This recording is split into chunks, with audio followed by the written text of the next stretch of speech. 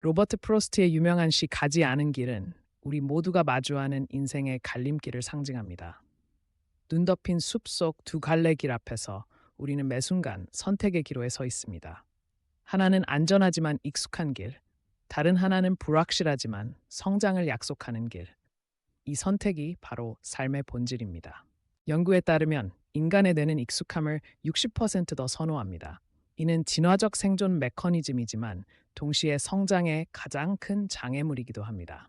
편안함에 젖어 정체된 삶은 점차 우리의 정신적 근육을 약화시킵니다. 마치 움직이지 않는 물이 썩어가듯 변화를 두려워하는 마음은 서서히 우리를 죽어가게 만듭니다.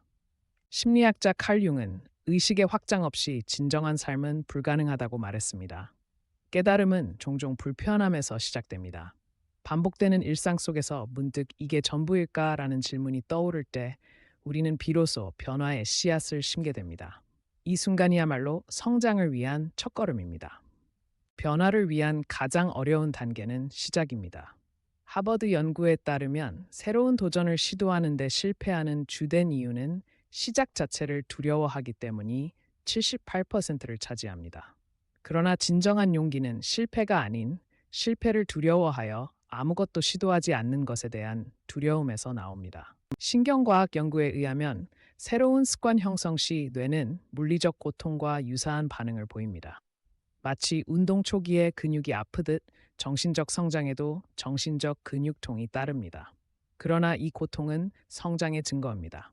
일본에는 나루호도라는 말이 있는데 어려움을 겪으며 강해지는 길이라는 뜻입니다. 스탠퍼드 대학 연구에 따르면 성공한 기업가들의 92%는 여러 번의 실패 경험이 있었습니다. 핵심은 실패를 결과가 아닌 데이터로 보는 시각입니다. 토마스 에디슨은 수천 번의 실패 끝에 전구를 발명했을 때 실패한 게 아니라 작동하지 않는 수천 가지 방법을 발견한 것이라고 말했습니다. 성장은 종종 눈에 띄지 않게 일어납니다.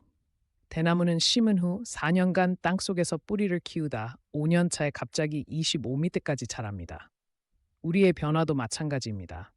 작은 일상의 선택들이 쌓여 어느 날 갑작스러운 도약으로 이어집니다. 심리학에서는 이를 변화의 비가시적 축적 단계라고 부릅니다. 진정한 성장은 단순한 기술 향상을 넘어 태도의 변화를 요구합니다. 세계경제포럼 보고서에 따르면 2025년 가장 필요한 역량은 적응력과 학습 의지입니다. 성숙한 사람은 자신이 모른다는 것을 인정하며 매일을 새로운 배움의 기회로 삼습니다. 이것이 프로스트가 말한 살아있다는 것의 진정한 의미입니다. MIT 연구팀은 한 사람의 용기 있는 변화가 주변 5명에게 직접적 영향을 미친다는 사회적 파동 효과를 입증했습니다. 당신의 성장은 개인적인 차원을 넘어 주변을 변화시키는 파문을 일으킵니다. 마치 한 그루 나무가 숲을 이루듯 용기 있는 선택은 보이지 않는 곳에서 다른 이들의 길을 밝힙니다. 프로스트의 철학은 단순한 시적 표현이 아닌 과학적으로 입증된 삶의 원리입니다. 신경가소성 연구에 따르면 우리 뇌는 죽을 때까지 변화할 수 있습니다. 이제 당신에게 질문합니다. 오늘 어떤 새로운 길을 선택하시겠습니까? 작은 도전이라도 좋습니다.